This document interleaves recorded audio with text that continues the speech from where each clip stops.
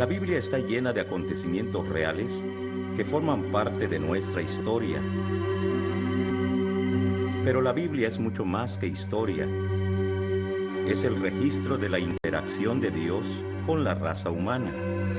Conquistados por las tropas de Unámonos al Alejandro Magno. profesor Benjamin Baker, quien dirige el curso Sinopsis del Antiguo Testamento 1, dándonos una vista panorámica desde Génesis hasta el libro de Esther.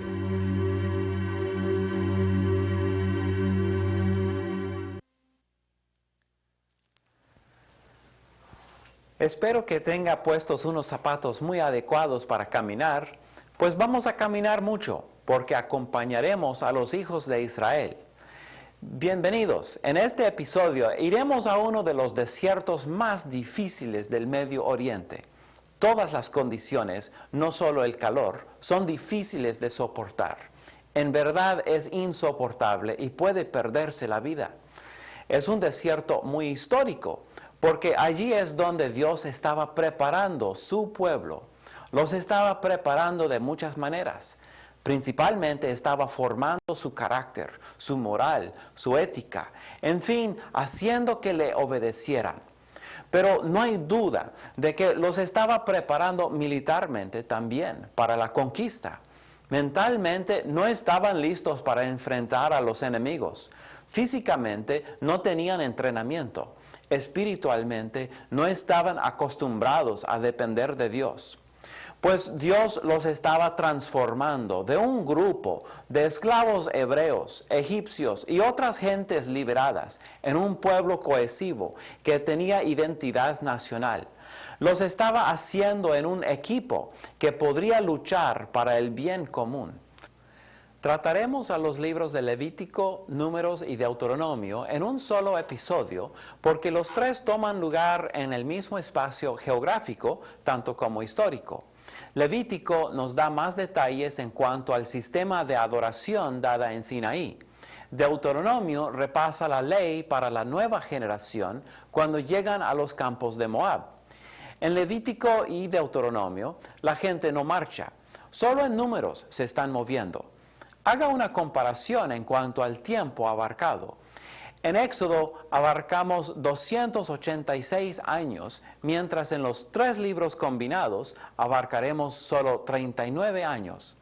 La historia comienza un año después de salir de Egipto, en el año 1444 a.C.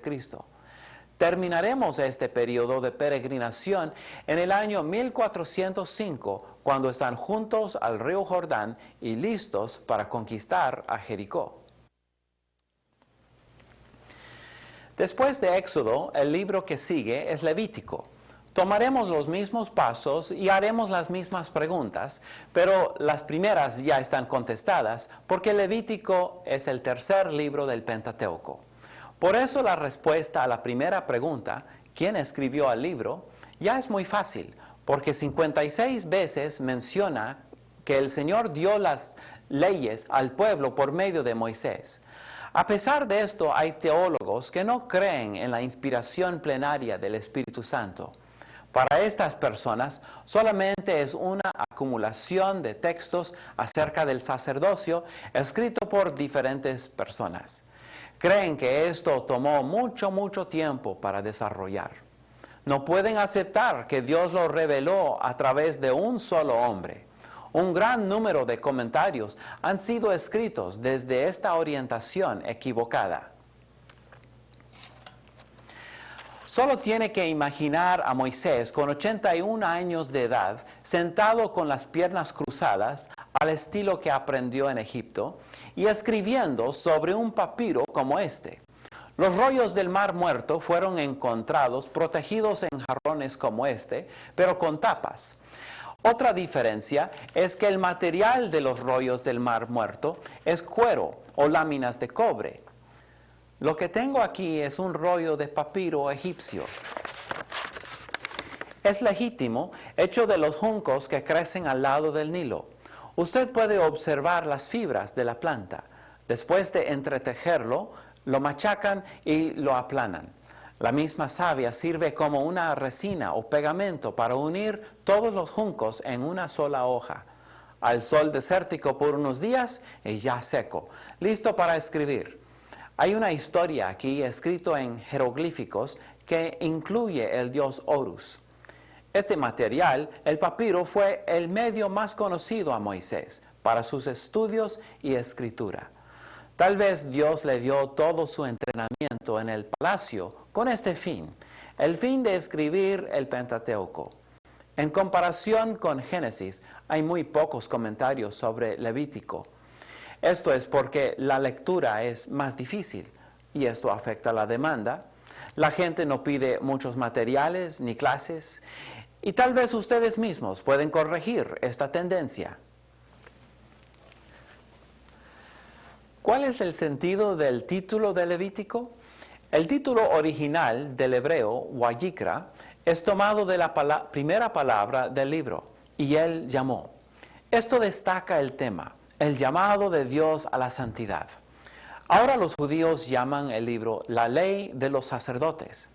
La Septuaginta lo llama en griego Leutikon, acerca de los levitas. Leví fue la tribu designada para servir a las otras tribus como sacerdotes. Este libro es un manual sacerdotal y aunque es dirigido a los sacerdotes, tiene muchas enseñanzas para nosotros como cristianos. Como sacerdote, cada uno tenemos acceso a Dios en oración.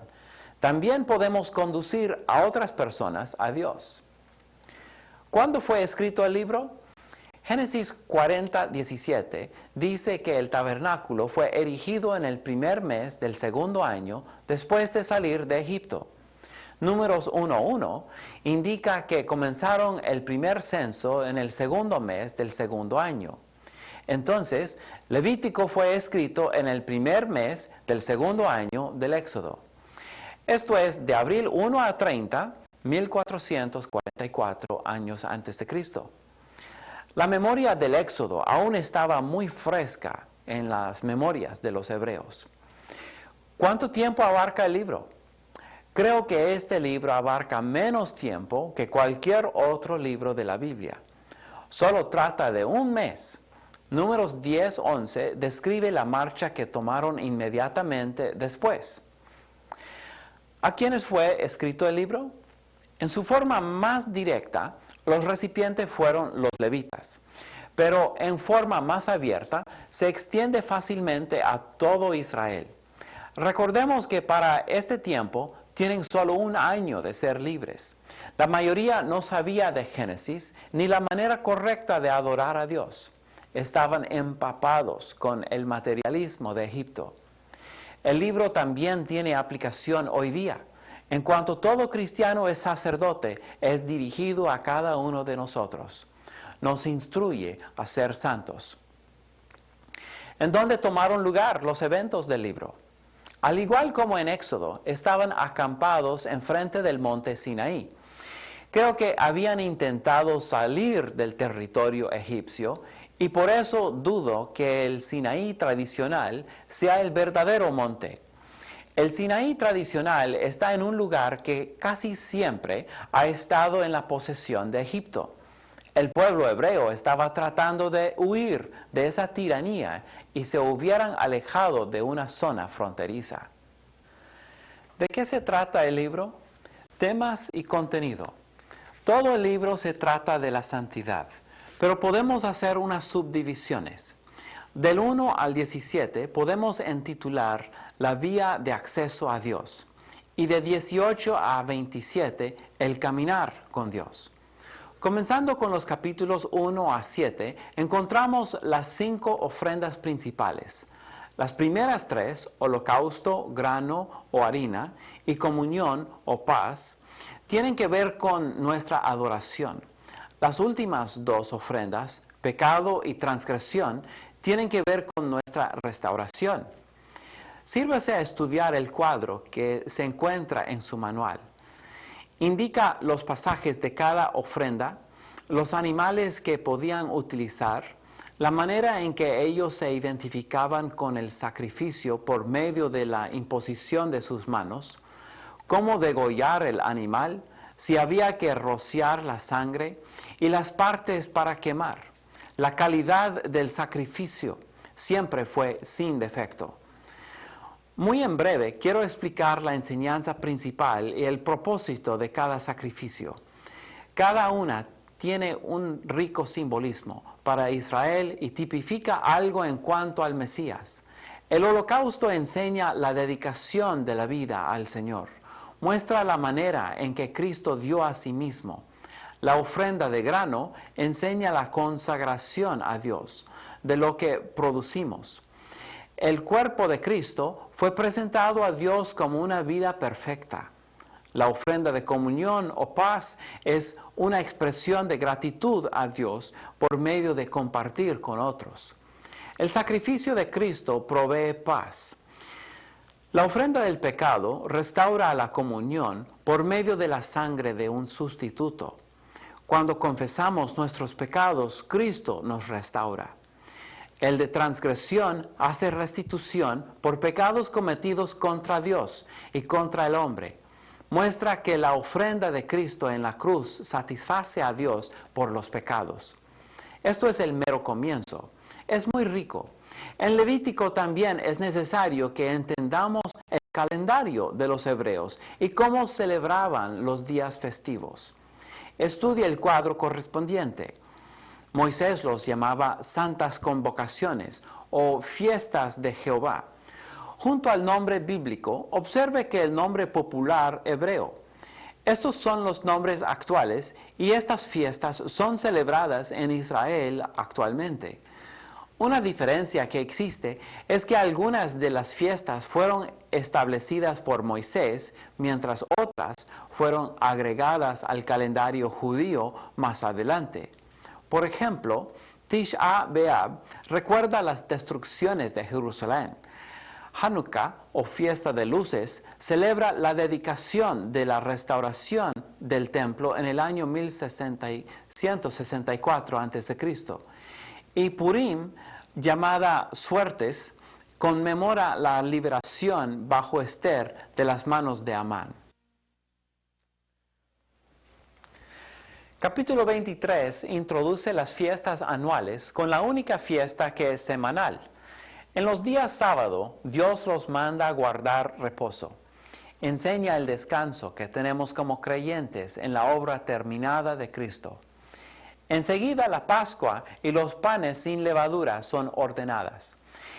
El cordero inmolado era tipo de la muerte vicaria de Cristo por el pecado. El pan sin levadura representa su vida sin pecado, de la cual se alimentan los creyentes en reflexión. Entonces, la fiesta de los primeros frutos. Estaban celebrando la cosecha que tipificaba la resurrección de Cristo. Él representa el primer fruto y nosotros, los creyentes, también esperamos esa resurrección. Pentecostés era especial porque de la cosecha hacían los 2 panes por cada hombre. Estos señalan la cosecha doble de la llegada del Espíritu Santo y a la vez la formación de la iglesia. La levadura siempre representa el pecado y aquí muestra que por gracia somos salvos del pecado. La de trompetas era en octubre y celebraba el comienzo del año civil. Mira hacia el futuro, cuando se comenzara el milenio. Las trompetas realmente eran cuernos. Aquí tengo un cuerno que hice en Colombia cuando tenía más o menos 15 años de edad. No fue fácil. Me tocó ir al matadero y con un serrucho la tomé y después de varios procesos resultó así. Ahora, los hebreos usaban el cuerno de carnero, que sería un poco más grande, pero suena así. También en octubre se celebra el día de expiación, que hoy día se llama Yom Kippur. Era tipo de Cristo haciendo la expiación por todos los pecados al pagar la pena y llevarlos sobre sí mismo. Finalmente, la fiesta de tabernáculos. Hacían enramadas de palmas para recordar su peregrinación y celebrar la provisión de Dios en este tiempo. Es una profecía de la provisión de Dios en el milenio que incluye el gozo y paz después de ser purificado. Ahora enfocaremos al libro de Números. El libro comienza y el pueblo todavía está acampado en Sinaí. Números contiene mucha acción y está lleno de relatos interesantes. El Nuevo Testamento usa varios de los acontecimientos para recordar a los creyentes la seriedad del pecado. No debemos perder de vista ni dejar pasar inadvertidas estas lecciones. Ya sabemos quién escribió el libro, pero vale llamar atención al hecho de que va muy de la mano con Levítico y con Deuteronomio. Entonces, tiene que ser por el mismo autor. Además, se afirma vez tras vez las palabras «El Señor habló a Moisés». Dios lo ordena escribir en el capítulo 33, versículo 2. Jesús y los apóstoles son mentirosos si Moisés no es el autor, porque ellos también refieren a su paternidad como un hecho aceptado. Siguiendo el método, haremos la pregunta, ¿cuál es el sentido del título? Los hebreos lo llamaron Wayedaber, que quiere decir habló. Esa es la primera palabra, pero era más común el nombre Bemibart, que quiere decir en el desierto. Y esto es porque fue la quinta palabra. Sin embargo, los rabinos que tradujeron la Septuaginta pusieron aritmoi como título. Suena como aritmética, ¿verdad? Pero se traduce números. Esto fue porque hay dos censos que se encuentran en capítulos 1 a 3 y también en el 26. ¿Cuándo fue escrito el libro? Estoy seguro que Moisés estaba tomando apuntes todo el tiempo. Era ese tipo de hombre, supremamente organizado. Pero murió al fin de este periodo, entonces seguro compuso todo para el año 1405 a.C. Para esta fecha ya tenía 120 años de edad, pero la palabra dice que en todas las maneras seguía fuerte. ¿Cuánto tiempo abarca el libro? El tiempo transcurrido es de 1444 hasta 1405 o 6. Recuerde, un número más es antes y menos es después. Comienza con un mandamiento para tomar un censo en el 1 de mayo. Termina con una gran asamblea de las tribus a las orillas del Jordán, poco antes de la muerte de Moisés. Así que el tiempo total es 38 años y 9 meses. Esto se puede dividir en 4 partes. Primero tomaron el censo y prepararon la marcha en capítulos 1 a 10. Esto tomó 20 días. Luego hicieron el viaje a Cades Barnea, en donde fueron enviados los 12 espías. Se encuentra en capítulos 11 a 14. El periodo duró 70 días. Después viene el peregrinaje en el desierto alrededor de Cades, en capítulos 15 a 20. Pasan 38 años y un mes haciendo esto. Finalmente, les toca hacer un viaje alrededor de Edom hasta las llanuras de Moab. Está en capítulos 21 a 36 y duró 5 meses. ¿A quiénes fue escrito el libro? Moisés está escribiendo a 2 grupos diferentes de personas. La primera generación adulta que ha salido de Egipto y la segunda generación que son menores de 20 años. Esto incluiría a los niños nacidos en el desierto. Moisés les proclama que han sido redimidos por gracia, pero no es para que tengan una vida de tranquilidad, sino para entrenamiento, servicio y guerra. La frase clave, los que pueden salir a guerra, se encuentra 14 veces solo en capítulo 1. ¿En dónde tomaron lugar los eventos del libro? Estaban en el desierto, peregrinando de una parte en otra. Dije en una de estas lecciones que pienso que todos los escritos de Moisés fueron partes de sus predicaciones. La gente se podría reunir y escuchar en cada noche otro episodio. Puedo imaginar a Moisés parado sobre una gran piedra en el desierto. Su cara estaría alumbrada no solo por las fogatas del pueblo, sino también la columna de fuego que estaba sobre el tabernáculo, indicando así la presencia del Altísimo. ¿De qué se trata el contenido? Temas y todo el libro. El primer segmento va de capítulo 1 hasta el 10 y tiene que ver con los preparativos para salir del Sinaí. En el primer capítulo, Dios ordena que tomen un censo tribu por tribu. Luego hacen de nuevo una nueva organización del campamento. En capítulos 3 y 4 enseña a los levitas y les dice el lugar que les corresponde en el campamento. La mejor manera de comprender esta sección es a través de un gráfico que muestra cómo ordenaban el campamento. Unas nuevas leyes son enseñadas en capítulos 5 y 6. Completando la sección, Moisés describe los últimos días en que acamparon allí junto al monte Sinaí. La siguiente sección es sobre el viaje del Sinaí. Esta sección nos lleva hasta capítulo 21.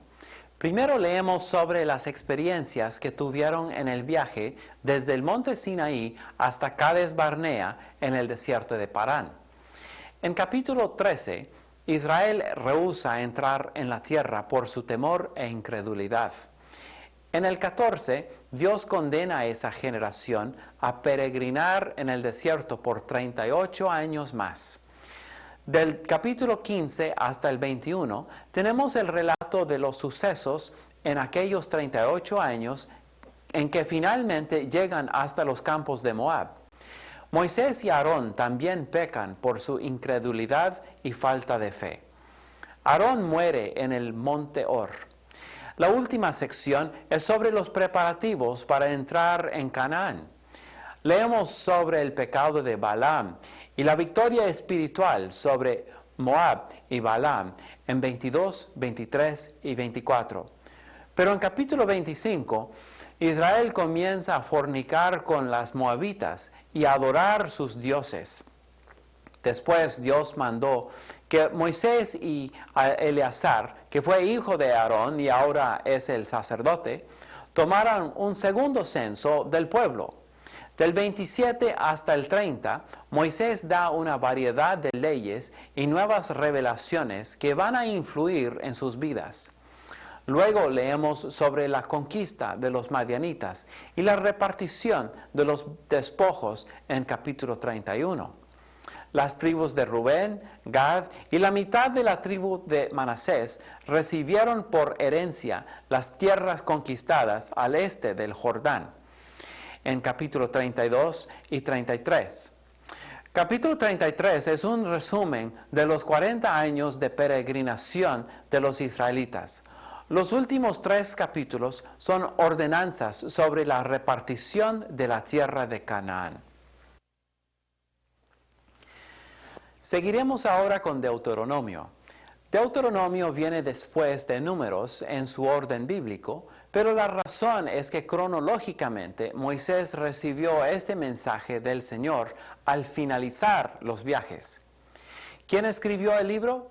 Es muy obvio que en la lectura del libro que el autor es testigo ocular de todo lo ocurrido. Escribió en la tercera persona, pero refiere a sí mismo 38 veces. Poco antes de su muerte, declara que ha escrito esta ley antes de darla a los sacerdotes. El último capítulo es sobre su muerte. Entonces fue agregado posteriormente como un apéndice por alguien como Josué, Eleazar o Samuel. Existen algunas diferencias a la primera ley, pero esto es claramente necesario por la situación diferente. Ha elaborado e ido más en detalle porque hay una nueva generación. ¿Cuál es el sentido del título? Los hebreos lo llamaron Ele ad Devarim, que quiere decir estas son las palabras, o simplemente Devarim, las palabras. Pero los rabinos judíos que tradujeron la Septuaginta le pusieron Deuteronomion, que quiere decir segunda ley o repetición de la ley. Realmente el original es mejor porque el comienzo así es característico de los antiguos pactos. En este caso, Israel es el pueblo pactado de Dios. ¿Cuándo fue escrito el libro? Según Deuteronomio 1:3, fue febrero 1 de 1405 a.C. Cuando los reunió para dar esta serie, es probable que pasaron varias sesiones, pero Moisés usa la frase este día 67 veces. ¿Cuánto tiempo abarca el libro? Solo el tiempo necesario para dar los discursos. Al final del libro, el pueblo hace duelo por su muerte por 30 días.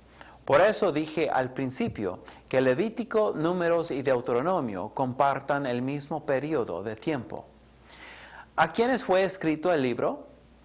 Esta es una nueva generación de hebreos. Sus padres han perecido en el camino debido a las dificultades. Salmo 90 da una descripción muy gráfica de la manera en que enfrentaron a la muerte en estos años.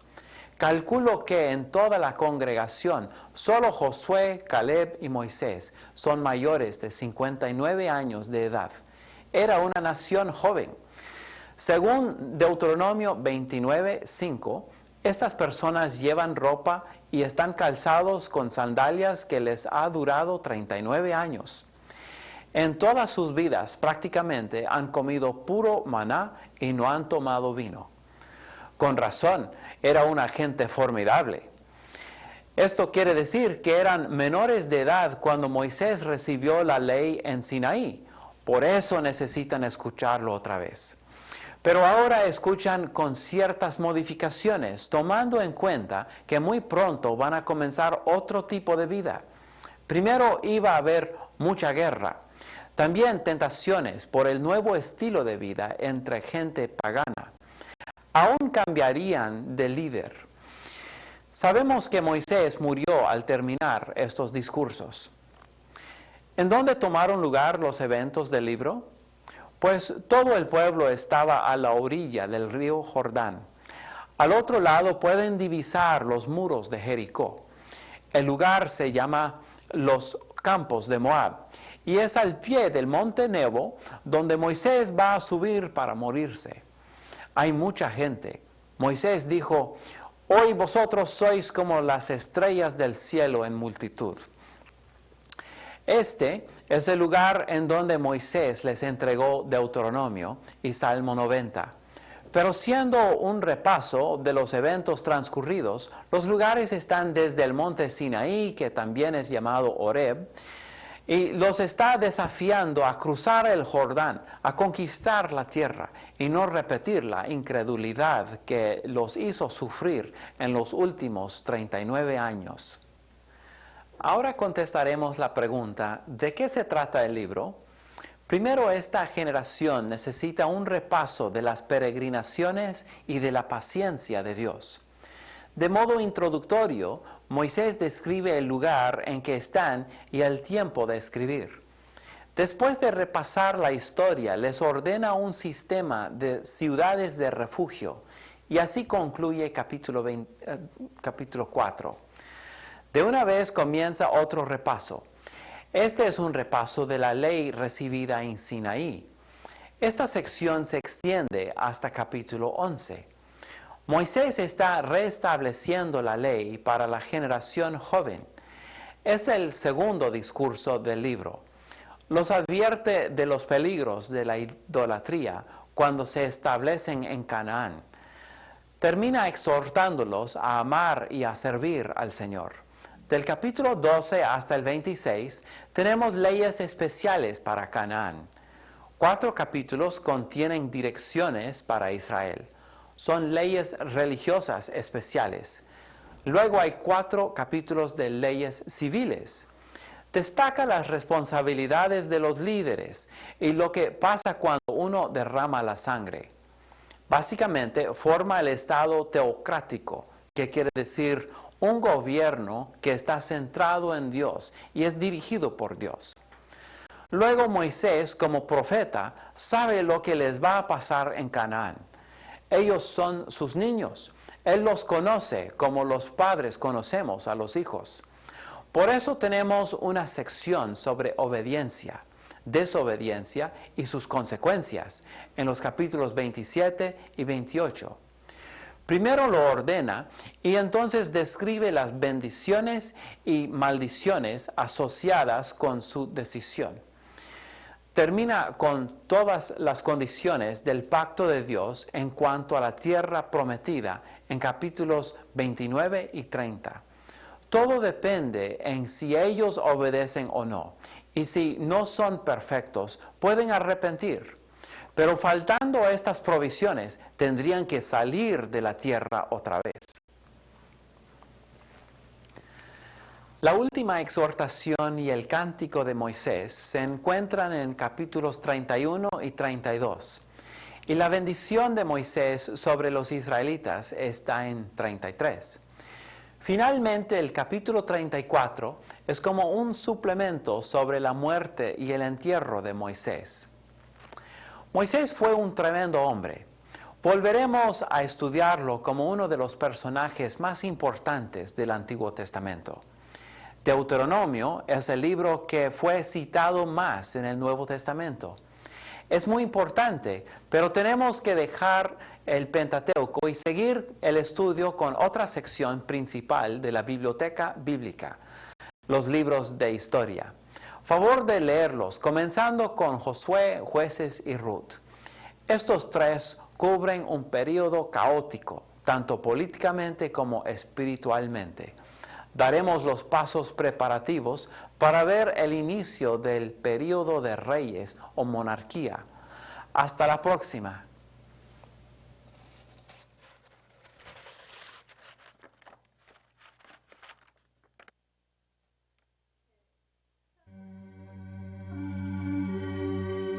Así concluye la lección de hoy. Le invitamos para que nos acompañe la próxima vez cuando el profesor Benjamín Baker continuará con este estudio sobre el Antiguo Testamento 1.